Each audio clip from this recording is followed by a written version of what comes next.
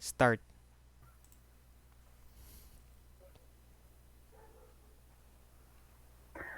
Hola, señora, el señor, buen día a todos. Soy Sheena. Yo soy Rohaima. Y yo soy Daryl Emmanuel, and welcome to the new episode of Labor and Delivery Explorers. Today we will be exploring on the nursing care of a family with a newborn. So now we will start our journey. Okay, so here are the topics or subtopics or concepts that we will be tackling today. We will be tackling the introduction, focusing or related to the nursing care of a family with a newborn, and the profile of a newborn, which is the second one. Then for the third one is the assessment for well-being. And the fourth is the care of the newborn at birth. For the fifth one, so the nursing care of the newborn and the family in the postpartum period. And the sixth, the assessment of the family readiness to the care for a newborn at home. And lastly, we will be also tackling the topic's conclusion and summary. Next slide, please. But before the lecture discussion, we will be having a game called Guess the Word. So basically, you will be guessing the correct word that you can see on the slide. And the mechanic is very simple. It's just one. If you know the answer, you will just jot down or type your answer into our respective group chat. Okay? So the first jumbled letters are in the left side and the second one is on the right side. Thank you so much for that. And if you know the answer, just jot down or type your answer into our respective group chat and just choose a representative from your group. Okay, next slide please. Now let's move on to the proper discussion. Basically, I will be first defining the word neonate to be followed by the word family.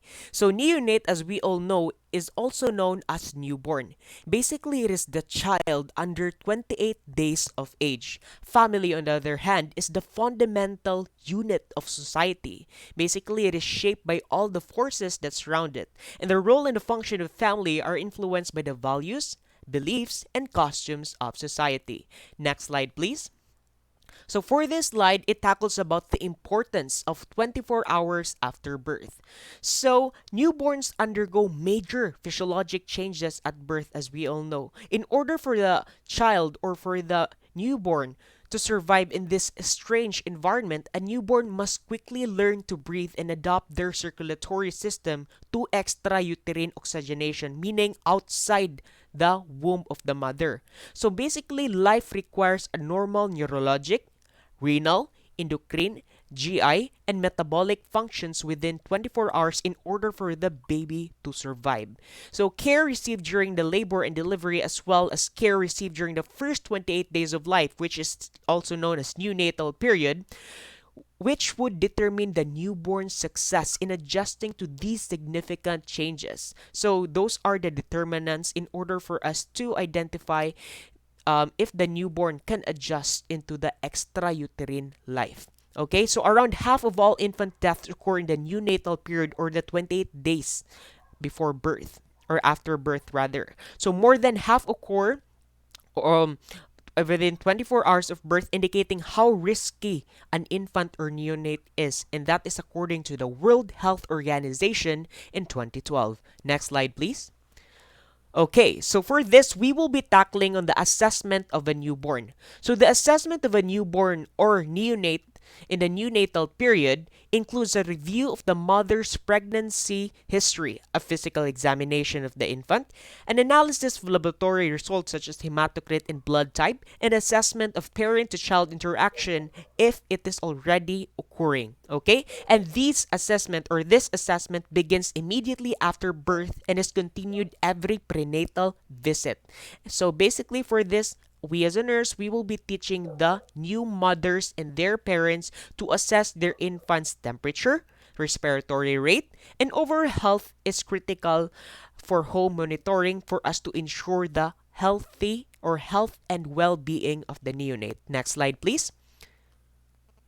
Okay, for this slide, we will be tackling or we will be discussing the roles of a nurse to a family with a newborn. So, in addition to encouraging mothers to breastfeed for this first 6 months, which is very important or vital, we as a nurse can also educate parents on the benefits of sleeping on their backs and the dangers of letting the baby drink from a bottle of milk or juice while sleeping. So the early signs and symptoms of illness in newborn can help parents better evaluate their newborn's health and seek primary care advice before their infant becomes seriously ill. Basically, this is very important, or this determinant is very important in order for us to identify if the baby or neonate has problem for us to have immediate action with regards to this for the condition or the problem not to exacerbate. Next slide, please. Okay, so for this, we will be tackling the second component of our topic, which is the profile of a newborn. Okay? So, some newborns are born stocky and short, while others are large and bony, meaning each and every one of us or every child is born with individual physical and personality characteristics that distinguish from one another from the beginning of their lives, meaning we are all unique in our own little ways. Next slide, please. Okay, very good. Thank you so much for that. So for this, we will be first tackling the first subcomponent under the profile of a newborn, which is the vital statistic. And under the vital statistic, we have several subcomponents, starting off with weight. So the weight of a newborn at birth varies depending on their race, nutritional status, intrauterine environment, and genetic makeup or heredity at the time of the conception of pregnancy. And according to the CDC growth chart data in 2010, the average birth weight for a white mature female newborn is 3.4 kilogram, and the average birth weight for a white mature male newborn is 3.6 kilogram. However, newborns from other ethnic backgrounds weighs approximately 0.5 pounds less. Okay? And if a newborn who weighs more than 4.7 kilogram, the baby is considered as macrosomic, meaning it is a condition in which the most, or it is often occurs in the conjunction with the maternal illness such as gestational diabetes, which is the type 4 diabetes. Next slide, or the next component under vital statistic is length. So the length of a newborn at birth in relation to his or her weight is a second important or vital determinant used to determine whether a newborn is healthy or not. So the average birth length for a mature female newborn is 49 centimeters or 19.2 inches. For a mature males, on the other hand, the average birth length is 50 centimeters or 19.6 inches, and lower than expected birth length is arbitrarily set at 46 centimeters or 18 inches. And the second or third component under this is the head circumference. So the circumference of the head is measured by wrapping the tape measure around the most prominent portion of the posterior head of the patient or of the baby. Basically, we've already reviewed or we already have knowledge with regard to this because we've already performed this in our health assessment subject. In the mature newborn, the head circumference is usually 34 to 35 centimeters or 13.5 to 14 inches. However, a mature newborn with a head circumference greater than 37 centimeter or less than 33 centimeter should be carefully assessed for neurologic involvement, meaning we need to identify if the patient or if the baby has more than 37 or less than 33, which is considered to have any anomalies or problem which should be given immediate care or immediate care. Next slide, please. So for this slide, we will be discussing the last component under the vital statistic, which is the chest circumference. So chest circumference is measured at the level of the nipples. We've already known this.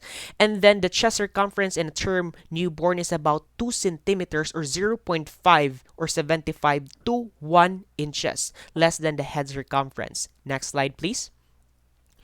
For this slide, we will be discussing the second component under the topic, okay, which is the vital sign. So under vital sign, we have temperature. So the temperature of a newborn is about 99 degrees Fahrenheit or 37.2 degrees Celsius at birth because they have been confined in the mother's warm and supportive uterus. So the temperature basically decreases or falls almost immediately to below normal because of the heat loss. So the temperature of birthing rooms is one of the key component why there's a heat loss. Okay, and the infant's immature temperature regulating mechanism if the baby is not protected from heat loss and birth and the moments afterward. So basically, the majority of the heat loss occurs because of these four separate mechanisms. We have the convection, radiation, conduction, and evaporation. For convection, eliminating air conditioners in an important way to reduce convection of heat. As we all know, in a delivery room, there's air condition. That's why it's very important for us to minimize the room temperature in order for us to provide comfort and well-being of the baby needed for the baby's health. Okay, the next one is radiation. So moving an infant as far from the cold surface as possible helps reduce this type of heat loss. Radiation, as we all know, I think it's self-explanatory. The next determinant or the third determinant is the conduction. So for this, covering surface with warm blanket or towel is necessary or important to help minimize conduction of heat loss. So that's self-explanatory as well. And evaporation. So newborns are wet when born, as we all know, because of the amniotic fluid in their skin, because that would evaporate. So to prevent this type of heat loss, a lay newborn in a newborn's abdomen or mother's abdomen immediately, or it is needed to lay the newborn immediately to the mother's abdomen for us to provide skin-to-skin contact that would induce body temperature. Okay, next slide, please. Okay, thank you so much for that. Now, let's proceed to the vital sign. So, the second one is the pulse. So, the heart rate of a fetus is averages is 110 to 160 beats per minute. And a newborn's heart rate is best determined by listening for an apical heartbeat for a full or for a 1 full minute. Respiration, on the other hand, is the respiratory rate of a newborn in the first few minutes of life may be as high as 90 beats per minute. So as the respiratory activity is established and maintained over the next hour, this rate will settle to an average of 30 to 60 breaths per minute.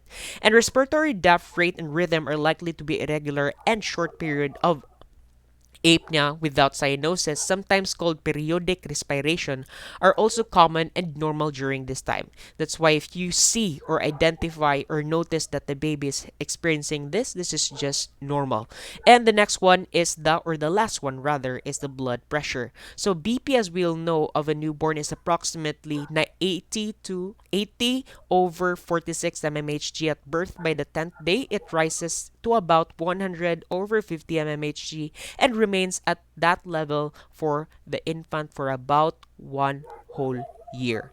Because measurement of BP in newborn is somewhat inaccurate due to the small size of their arms, it is not routinely measured unless cardiac anomaly is suspected. So it's only the time that we will be doing BP to the newborn is when we can identify that the baby is having anomaly or problem when it comes to the cardiac. Okay, now let's proceed to the next slide, please. Okay, so for the next slide, we will be tackling on the physiologic function, starting off with cardiovascular. So a newborn's peripheral circulation is slow in the first 24 hours. Because of this, it reduced peripheral blood flow. Newborns' feet, hands commonly show cyanosis, which will be further discussed later on, or also known as acrocyanosis, which there's a cold feet sa baby, or in the baby rather. Okay, so vitamin K, as we all know, is used to prevent, or administration of vitamin K is very important to prevent and treat hemorrhagic disease in newborn. It is necessary component for the production of certain coagulation factors such as the cranial nerve number 2, which is responsible for the optic, cranial nerve number 7, which is the facial, cranial nerve number 9, glossopharyngeal, which is responsible for the sense of taste, cranial nerve number 7, vagus, which is responsible for the speech, and then is produced by the microorganism in the intestinal tract. That's why vitamin K, or administration or induction or inducing vitamin K to the baby is, or newborn, is very, very vital. Okay, next slide, please.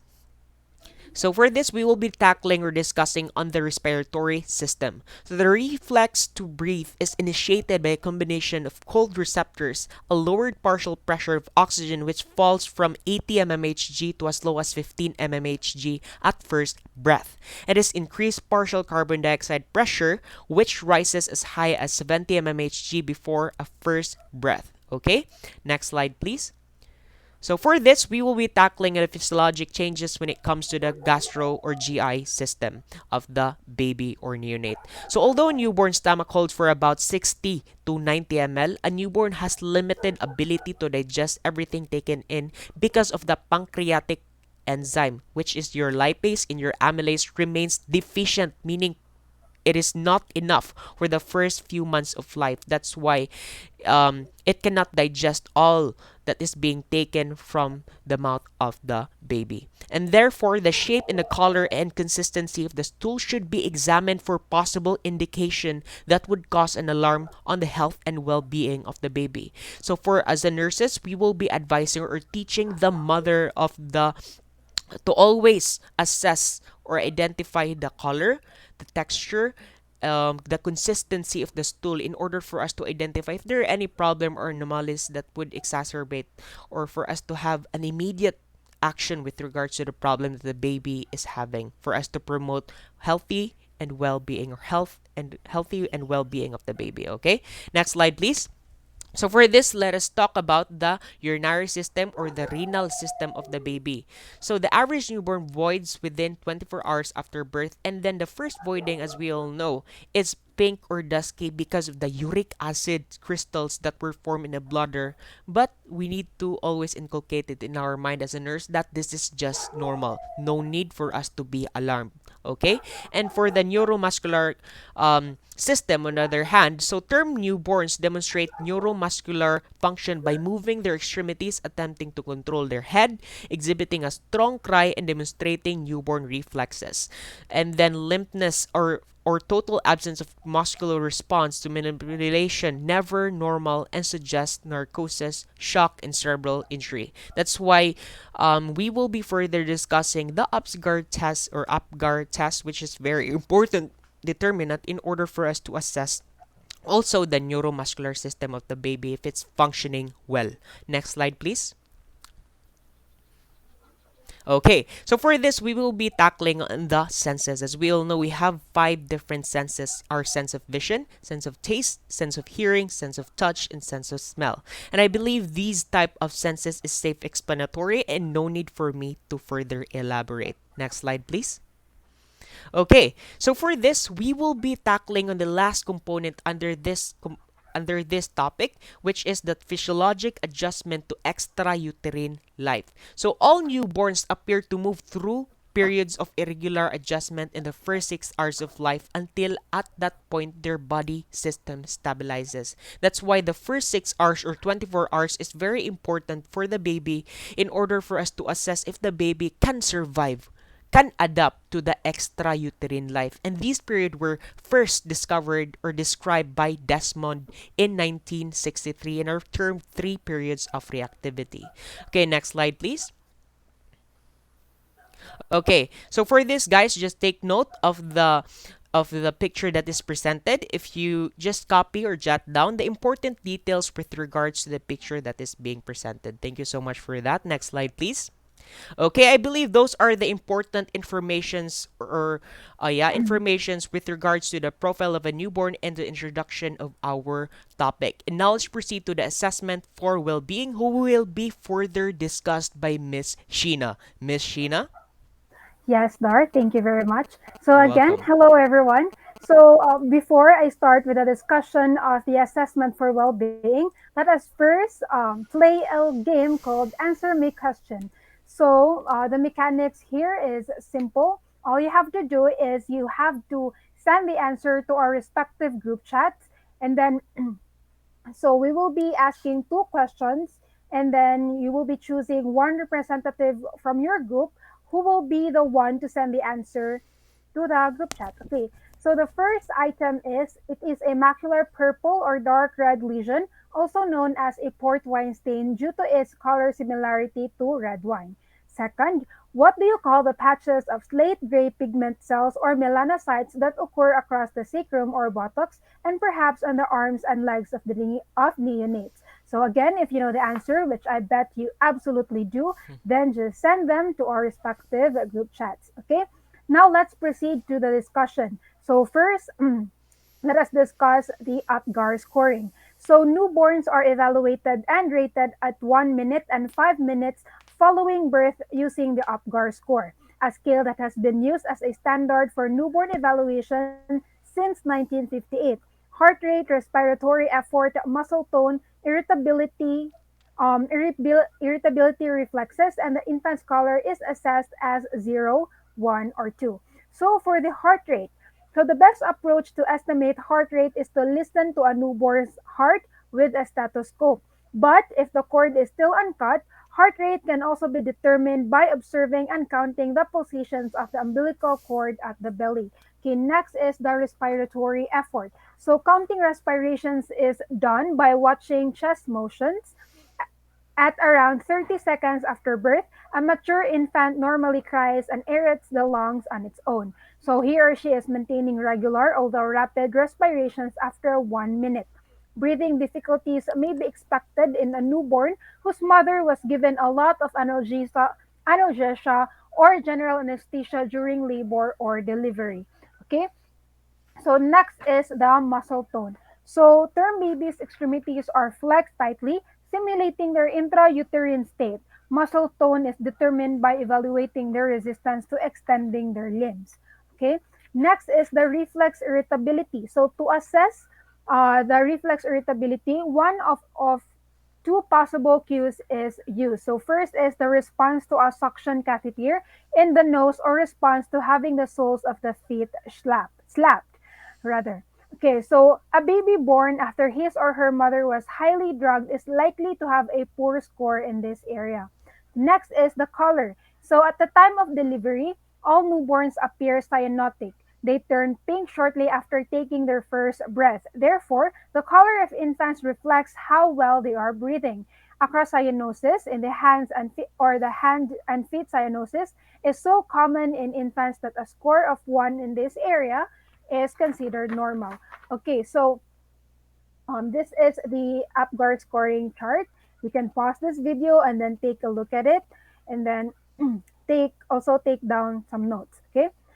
The next is the respiratory evaluation. So this does not belong to the APGAR scoring. Okay.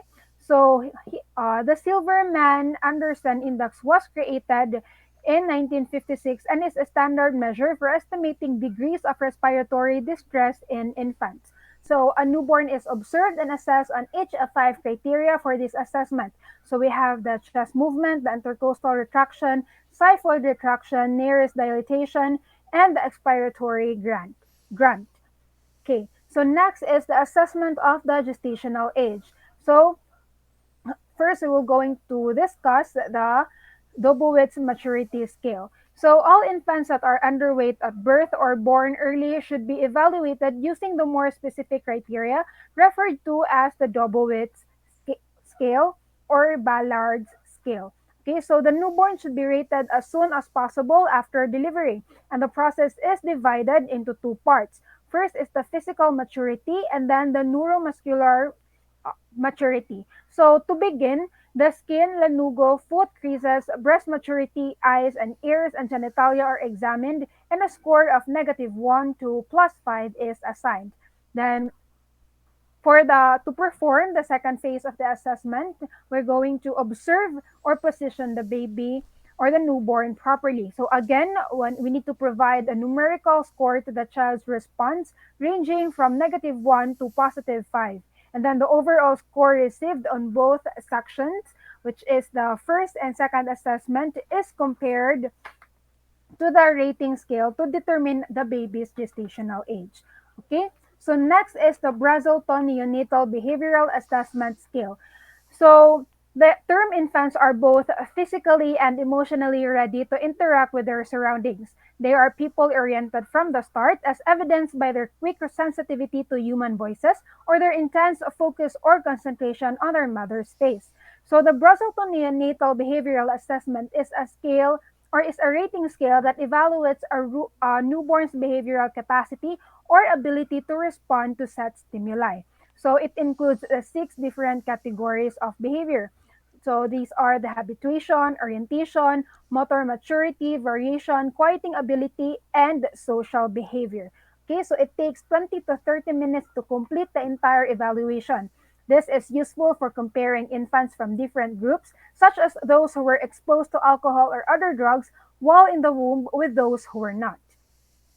Okay, so next is the physical examination. Okay, so a newborn is given a preliminary physical examination as soon as the parents have had some time with their newborn. So, in addition to height and weight measurements, gestational age determinations, and the detection of any observable conditions such as difficulty breathing, a congenital heart anomaly, and birthmarks are observed or examined. Okay, so this table shows the congenital anomaly appraisal examination. So the following are the procedure.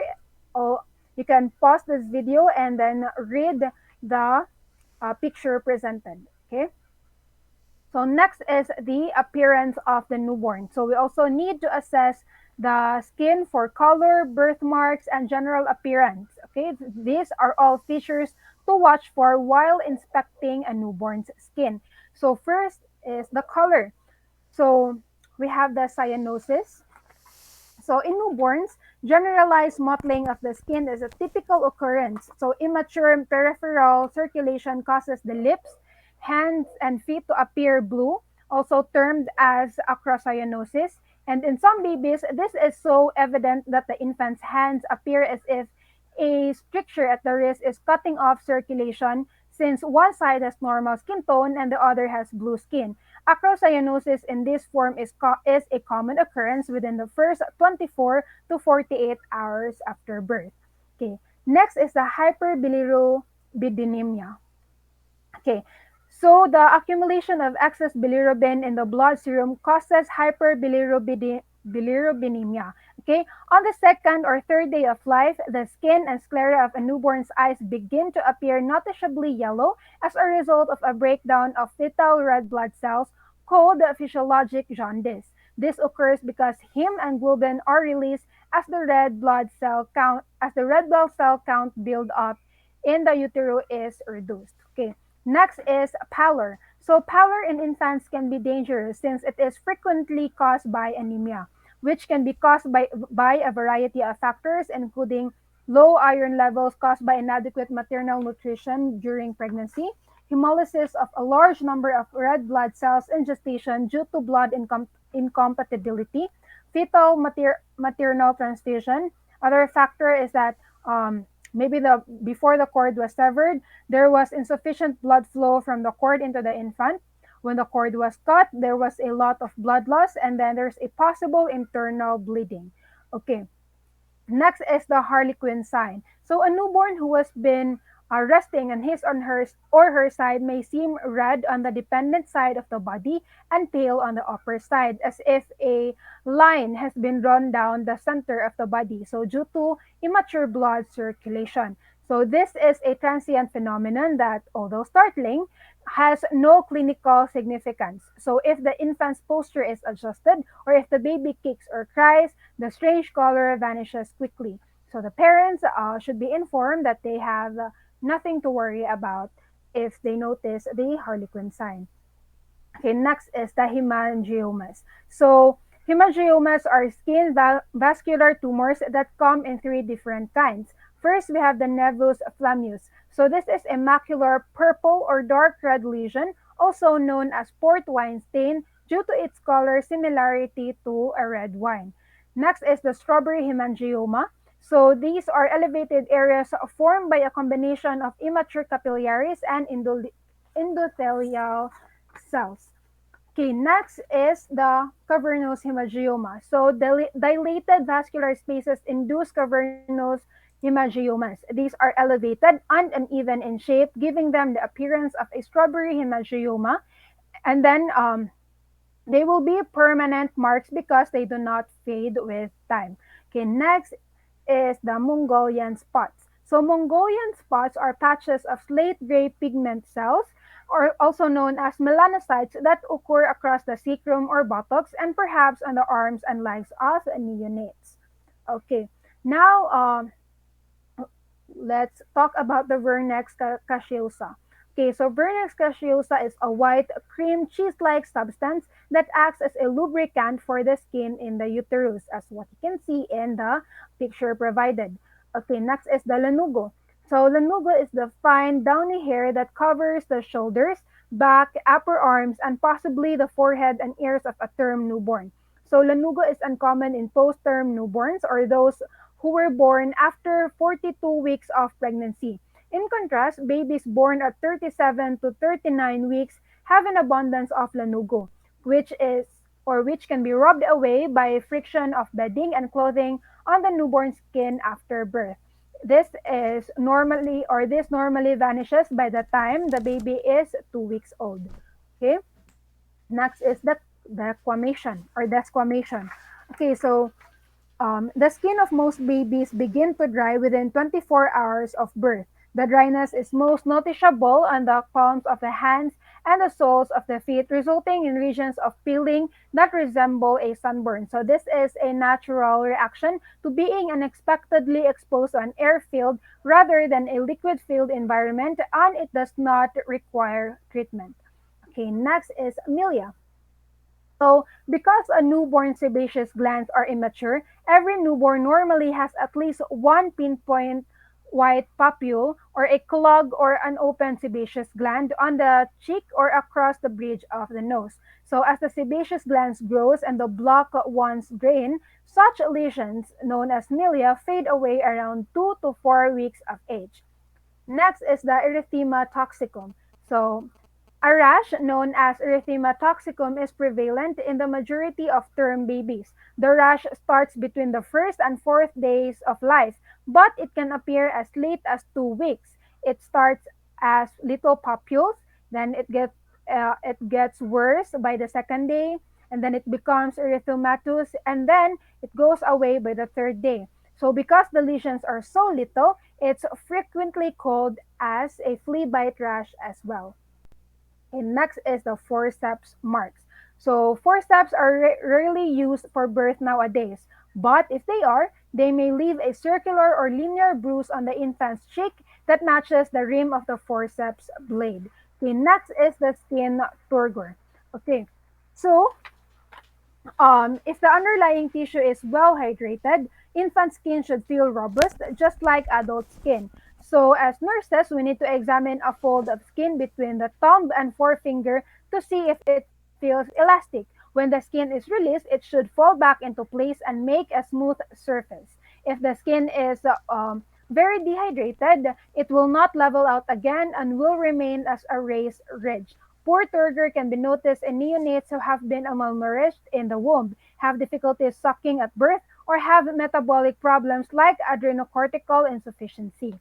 Okay, so next is the assessment of the head. So a newborn's head usually appears disproportionately large because it is about one-fourth of the total body length compared with an adult whose head is one-eighth of the total height. So other features of the head includes the following. So first, the forehead of a newborn appears large and prominent. Second, the chin appears to be receding and it quivers easily if the infant is startled or cries. Then, if a newborn has hair, the hair should look full-bodied.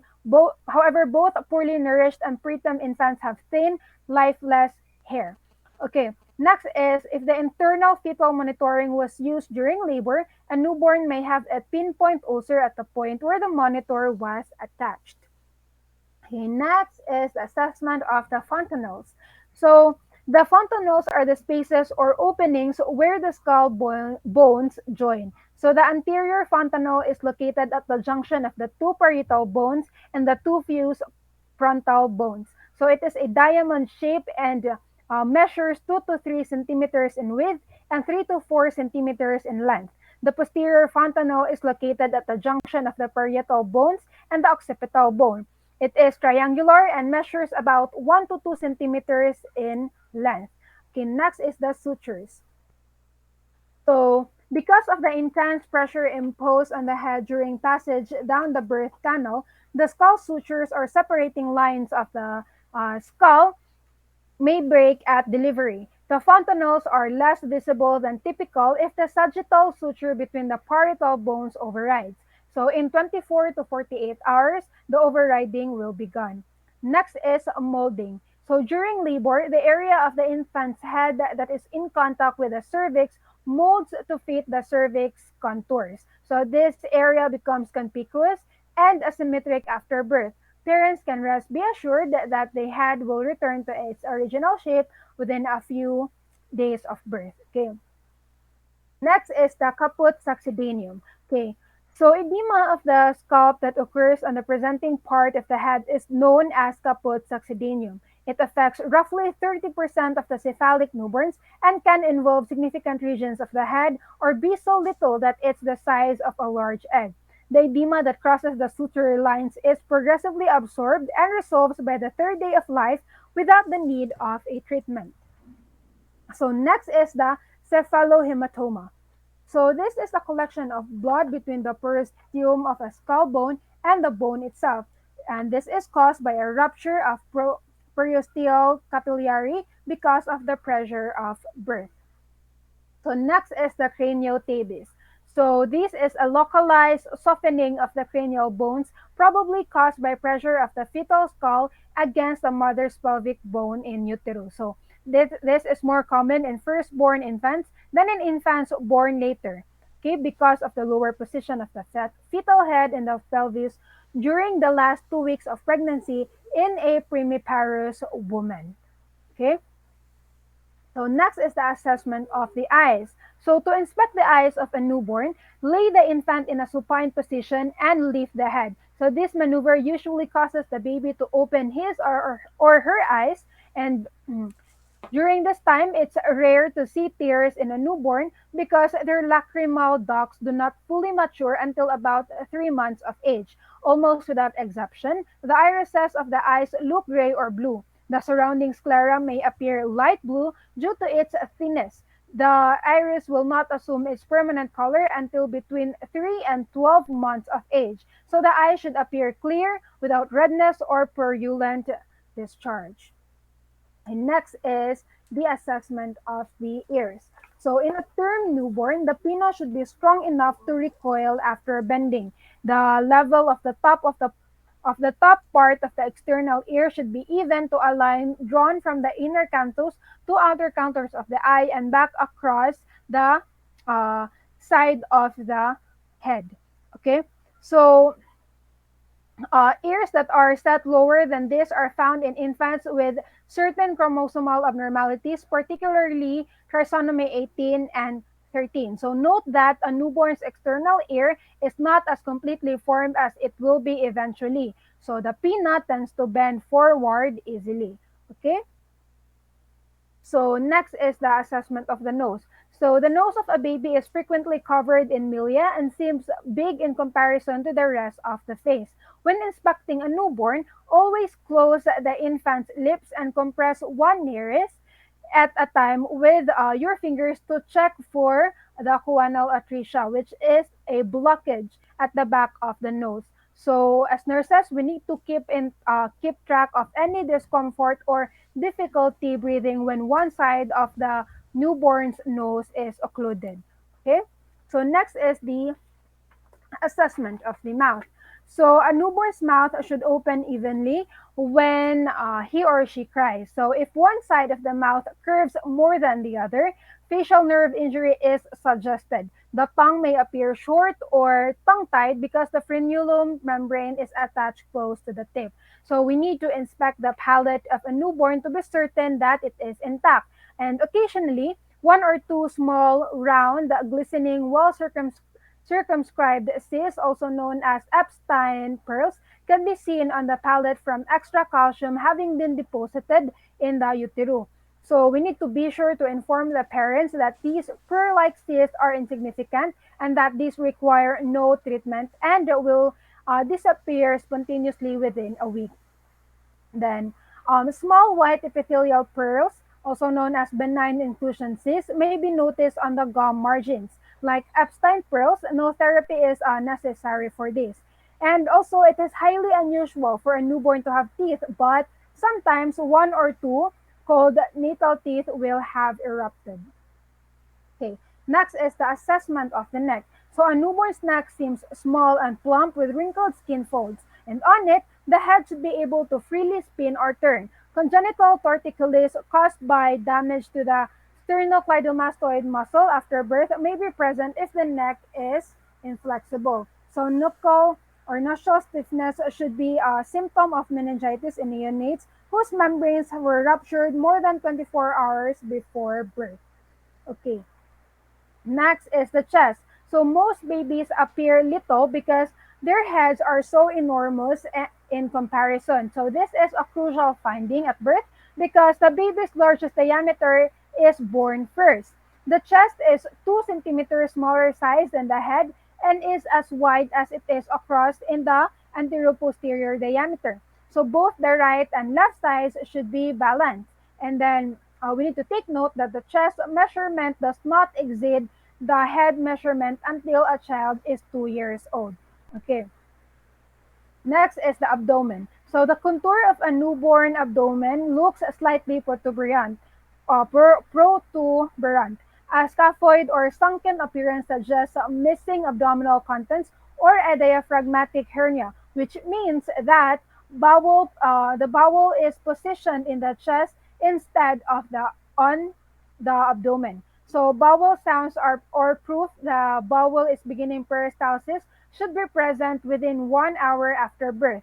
On the right side, the edge of the liver is usually palpable from 1 to 2 centimeters below the costal margin. On the left side, the edge of the spleen may be palpable as at 1 to 2 centimeters below the left costal margin. So, however, it is difficult to determine if the newborn feels tenderness in the abdomen. So if sensitivity is extreme, however, palpation will cause the infant to cry, thrash out, or tense the abdominal muscles to protect against any more pressure on the abdomen. So for the first hour after birth, the stump of the umbilical cord appears as a white gelatinous structured mark with the blue and red streaks of the one umbilical vein and the two arteries.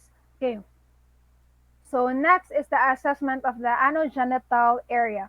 So we can examine this area in the newborn by ensuring that the area is present. So we can do this by gently inserting the tip of the glove and lubricate the little finger into the anus, and then we can check for anal patency and that the anus is not covered by a membrane, which can be considered or which can suggest a imperforate anus. Okay, so we need to take note of when the baby passes meconium for the first time after birth. So if a newborn does not do so during the first 24 hours, an imperforate anus or meconium ileus should be suspected. Okay, so next is the assessment of the female genitalia. So because of the action of the maternal hormones, cause of the material hormones, this causes or because of the action of the maternal hormones during the intrauterine life, the vulva in the female neonates may appear enlarged. So the activity of maternal hormones causes certain female neonates to have a mucous vaginal discharge, which can be blood tinct, which is known as pseudo menstruation. So the discharge goes away in a day or two and should not be confused for an illness or interpreted as a sign of trauma. Okay, so next is the assessment of the male genitalia. So the scrotum is in most male newborns is edematous and has rough rugae on the surface. It may be deeply pigmented in dark-skinned newborns, and then both testes should be palpable in the scrotum. However, if one or both testicles are not present, this may suggest that the baby has cryptorchidism. So this condition could be caused by the following. First is agenesis, which is the absence of the testes, and then the ectopic testes, which means that the testes are present in the abdomen but cannot enter the scrotum because the opening to the secretal sac is closed. Then uh, it may be also caused by the undescended testes, which means that the vas deferens or artery is too short to allow the testes to descend. So as nurses, we need to make a practice of pressing our non-dominant hand against the inguinal ring before palpating for the testes, because newborns with agenesis of the testes are usually referred for investigation of kidney anomalies because the testes arise from the same germ tissue as the kidneys. Okay, so next is the assessment of the back. So um, the newborn's back is rounded and the arms and legs are flexed over the abdomen and chest as it was in the utero 4 days after the delivery. Okay, so when a child is born in frank breech position, the legs straighten at the knee uh, and position the legs straighten at the knee and are brought up next to the face. Okay, so because the curve of the back is deeply concave, the position of a baby with a face presentation can mimic opisthetonus, or which is a backward arcing of the spine for the first week. Okay, next is the assessment of the extremities. So the arms and legs of a newborn appear short in proportion to the trunk. The hands may seem plump and are typically held clenched into fists. Newborn fingernails feel soft and smooth and are usually long enough to extend over the fingertips. So in order to test for the upper extremities for muscle tone, the following steps should be followed. So first is the unflexing of the arms for approximately 5 seconds, then letting them return to their flexed position, which typically occurs immediately if the muscle tone is good. Okay. Next is we need to hold the arms down by the sides and note their length. So the fingertips on both sides should reach as far as the mid thigh. So usually short arms may signify achondroplasia or dwarfism, and so needs to be documented. Next is we need to observe for unusual curvature of the little finger and inspect the palm for a simian crease. Okay?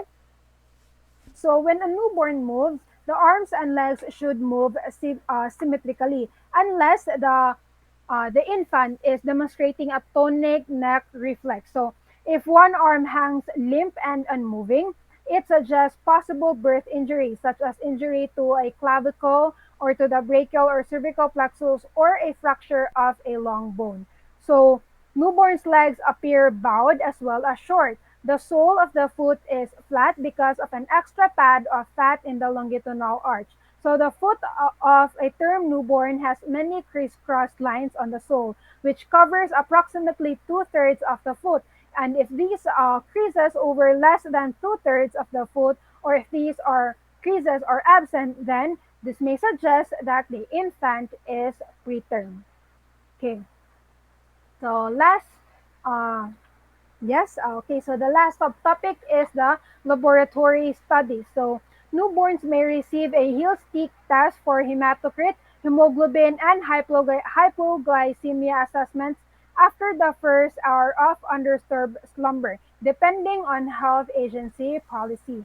Okay, so hemoglobin levels are measured to diagnose infant anemia caused by hypovolemia induced by placental previa or abruptio placentae hemorrhage or by a cesarean birth, including a placental incision. So, um, the presence of an overabundance of red blood cells or polycythemia, which is as harmful as anemia, is induced by an excessive flow of blood into a newborn through the umbilical cord. So if hypovolemia or hypervolemia are present, a heel stick hematocrit can be used to detect them and therapy can then be started. And then at 1 hour of life, a normal hematocrit level is between 50 and 55%. Okay, so now let's proceed to the next topic, which is the care of a newborn at birth. So this will be discussed by Miss Rohaima Etado. Miss Rohaima? Okay, thank you very much, Sheena. So now let's proceed to the care of newborn at birth. Next slide, please. Okay. Newborn identifications and registration. So since the infant are unable to identify themselves, so the most important nursing job is to ensure that they have the identification band to ensure the administration of medication or performing the procedure was given to the newborn safely. Okay, identification and banding. So one of the traditional type of the identification used with the infant is a plastic bracelet with a permanent lock that must be cut or to be removed. So the band has a number that corresponds to the mother hospital number, her name, the sex, the date, and the time of the infant birth. So because the width of the newborn wrist and hand as well as the ankle and the foot are so similar. So the band that can easily slap up.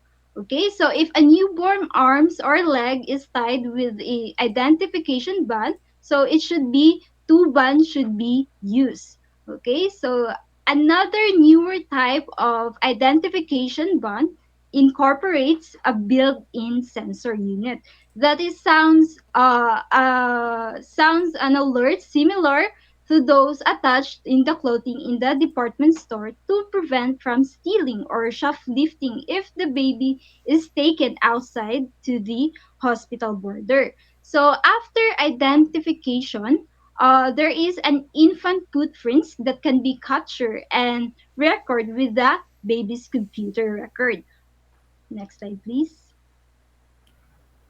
Okay, for the birth registration, so the primary care who supervises the birth of the infant has the duty to ensure that the birth registration is being filed or accurate and completed with the Bureau of Vital Statistics in the state where the persons reside or the newborn was born.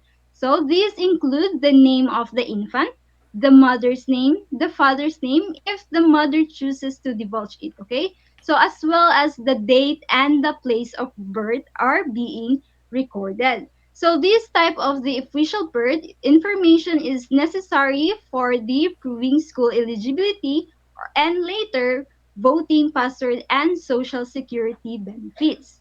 Okay, for the birth record documentation, so the infant chart is also a vital piece of documentation because this is serve as the baseline indicating whether the infant was well at birth. Okay, so this new born chart include the following: so the time of birth, the time of the infant breastfeed, whether the respirations were subcutaneous or aided, and then the Apgar score at 1 minute and the 5 minutes of life, and then whether the eye prophylaxis was given. And then, next slide, please. Okay, so next slide.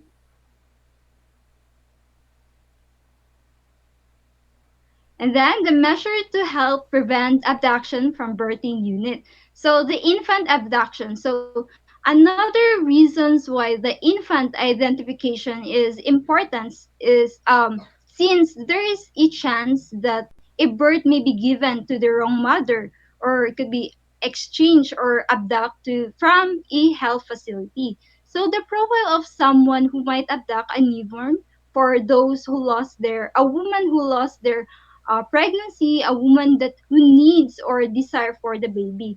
It could be probably someone that is familiar with the hospital. She may able to pretend to be volunteer or unlicensed healthcare worker and say she needs to take the baby out of the nursery. So that situation is very rare. So as a nurse, healthcare provider, we must be aware of these risks of the newborn kidnap and abduction not only to take the precautions to avoid this, but also the parents should also made aware of this stress so that they could take the appropriate precautions as well.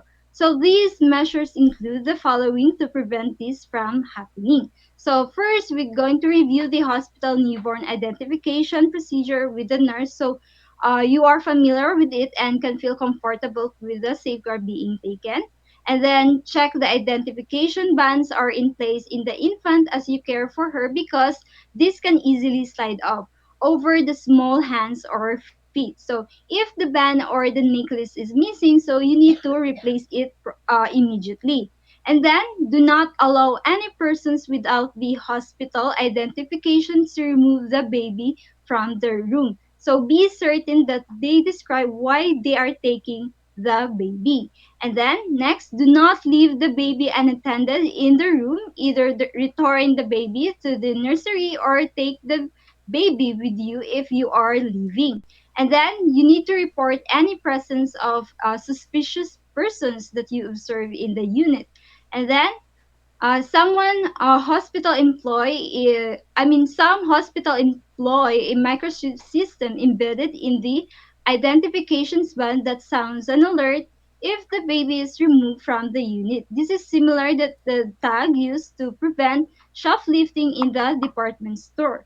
So if this sort of ban is used, so make sure that you need to remove it before leaving the hospital because it will set off an alarm if you don't remove this microchip system. Okay, so next slide please. Okay, so the next will be discussed with Daryl. Thank you so much for that, Miss Italo. And now let's proceed to the next subcomponent, which tackles about the nursing care of a newborn and family in the postpartum period. Okay, so for the first hours or first few hours of life, newborns are cared in the birthing room or nursery. So to reduce illness, in order for us to reduce illness and maximize growth and development that is needed or required into the health and well-being of the newborn. Next slide, please. So for this slide, we will be tackling the initial feeding. Okay, so the Baby Friendly Hospital Initiative, or BFHI, is a global program sponsored by the World Health Organization that promotes breastfeeding care to the mother, or most especially to all mothers, actually, because this is very vital for the development and well being of the baby. And initially, the baby may be tired and sleep for a few minutes to 30 to 40 minutes pass before the baby shows sign of wanting to breastfeed. So baby may also attempt to crawl to the breast, or it is also termed as breast call. So that is one way or sign that the baby wants to breast milk, okay? Wants to drink milk, okay? So next slide please. Okay, so for this, we will be tackling about bathing. So most hospitals give newborn a sponge bath within an hour of birth to remove vernix caseosa. But let us always remember that caseosa is very important because this would serve as a covering or shield for the baby to avoid any infection. And aside from that, vernix caseosa would also aid um, in the in the pregnancy because this would serve as a lubricant for it to have an ease release, okay? And as a general rule, bathing should begin in the cleanest part of the body and the progress to the dirtiest parts. So cleanest to dirtiest, starting from the eyes and face and progressing to the trunk and extremities and finally to the diaper area, which is the most dirtiest. Next slide, please. Okay, so for this, we will be discussing on the sleeping position. So the use of interventions such as placing infants to sleep on their backs, using a firm sleeping surface, breastfeeding, so on and so forth. For example, drinking or exposure to tobacco smoke, alcohol. Basically, this would illicit or this would further cause or may endanger the baby that will induce into the so-called SIDS, or the sudden infant death syndrome. So basically, in order for us to avoid this type of problem, which is the SIDS, we need to avoid all of this for us to promote the development and the well-being and the health of the baby. Next slide, please.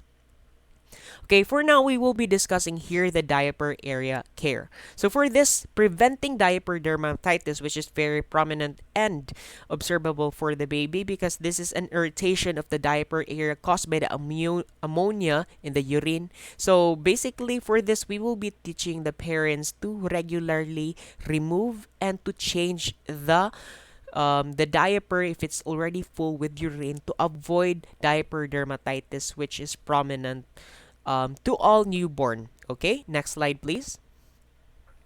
So for this, we will be discussing, or this slide, we will be discussing the metabolic screening test. So for this, in order to prevent the morbidity, mortality, and disabilities associated with the inherited metabolic disorder, newborn screening is very important or critical for the early detection of many congenital genetic and metabolic disorder, meaning we need to ideally have an assessment with regards to the metabolic system of the baby in order for us to avoid any proliferation of anomalies that would further cause any problem to the health or well-being of the baby.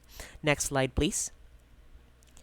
So for this, we will be discussing the hepatitis B vaccination. So all newborns in hospital or birthing center receive a first dose of hepatitis B vaccination within the first 12 hours of birth. The second dose will be administered at 1 month. A third dose will be administered at 6 months and after birth.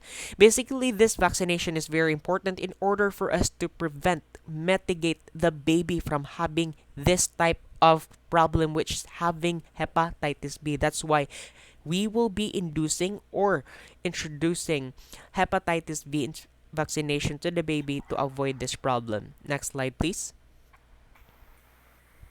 Okay, so for this slide, we will be discussing the vitamin K administration. So newborns are at risk for bleeding disorder for the first weeks of life because of the gastro or GI tracts are still sterile at birth and therefore unable to produce vitamin K.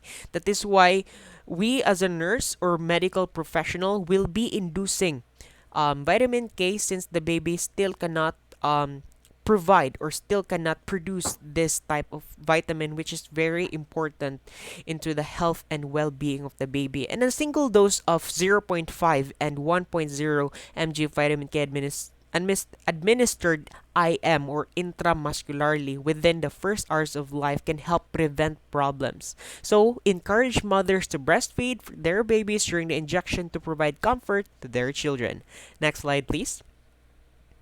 Okay, so for this, we will be discussing circumcision. As we all know, circumcision is widely been practiced here in the Philippines. So circumcision is a surgical removal of the foreskin of the penis from the male reproductive organ. So in order for us to reduce the risk of faulty blood coagulation, the procedure should be carried out during the first or second day of life after the baby has synthesized enough vitamin K to do so, meaning it is not performed immediately after the birth. It is performed after the vitamin K has already been administered to the baby. And parents should be advised to keep the area free of feces and covered with petrolatum if applicable for approximately 3 days or until healing is complete in order for us to avoid any infection that would further cause harm to the baby. Next slide, please. Okay, very good. I think those are the important things or topics or informations that are needed in discussing or in the topic of nursing care of a newborn and family in a postpartum period. And now let's proceed to the next topic, who will be further discussed by Miss Rohaima. Miss Rohaima, Okay, thank you very much, Daryl. So welcome. let's play the game. How hot I am. So the question is, what is the appropriate temperature needed of the newborn? So the mechanic are the same. So if you know the answer, just comment into the group chat. Only one representative will gonna send their answer. So okay, so next slide, please. Okay, the assessment of the family readiness to care for a newborn at home. So, to ensure that the baby remains secure and develop a sense of security, we must assess how will each family is prepared to care for their newborn at home. So, a second important subject to discuss with the parents of the newborn infant is the physical environment of the home to which the newborn will be discharged. Okay, so the healthy and the safe home environment is important for promoting and protecting of the newborn's health, their growth, and their well-being. So the clear health, safety, and the supervisions guidelines for the newborns and their caregivers are also essential in the optimal environment. So here are the following are some of the most important questions and consideration. So the first will be how many other people live in the home. So this would lead to the infection spreading faster, especially in the crowded environment or homes, which would have a effect or the conditions of the health of the baby. And then the next questions is, are there any pets in the home, or will a large dog, for example, be a safe pet around the baby? So, because some of the animal can evoke allergy symptoms, especially for their hairs and feathers. So, almost every type of the pet is have a potential source of the disease that can be infect the child. So, much better if you're going to get a pet as a companion for for the child. So, it is good an idea to wait until she is or will mature enough to handle and take care of the animals. And then the next is question, is there a bed for the baby, or will the baby share with the bed with the parents? So the American Academy of Pediatrics recommends that the newborn have their own crib as a step towards reducing the SIDS, or the sudden infant death syndrome. So, furthermore, sharing a room will make it easier to feed or calm and monitor the infant. So, when a baby who are normally slept on their back, that is have, I mean, okay, who when the baby who normally slept on their back that is suddenly placed on their stomach, they will be have the risk of the SIDS, or the sudden infant syndromes. So you need to place the infant in their bed and place them on their back. And then the next questions will be, who will be the primary caregiver? So this is the persons that who needs to be given discharge instruction. And then the family caregivers are the members of the family who chooses to take care for their loved ones. So these caregivers may be their children's, their spouses, or other family members. And then the next questions, does the mother have anyone to turn if she has the questions about the baby? So this is especially important at night when the primary health provider office will be closed. And then, is there any refrigerator in home? So the formula or the breast milk will be needed to be stored. And then the next questions, is there adequate heat?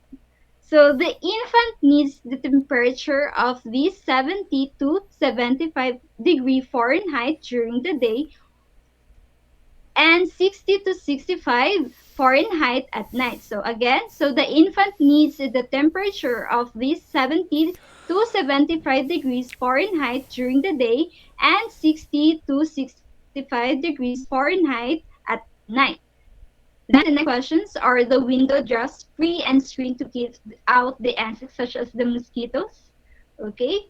Then the next questions, if the housing is in poor condition, is there any danger that rodent might attack the baby? So these are not intrusive questions, but rather they are intended to determine whether the home is suitable or suitable and safe for the newborn or the infant.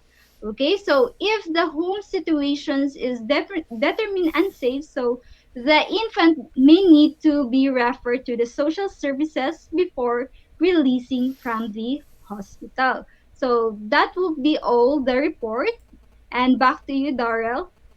Thank you so much for that, Miss Raima. And now let's proceed to the topic's conclusion and summary. So the first 24 hours, as we all know, of a newborn's life is exciting or are exciting, exhausting, and crucial for both the baby and the parents.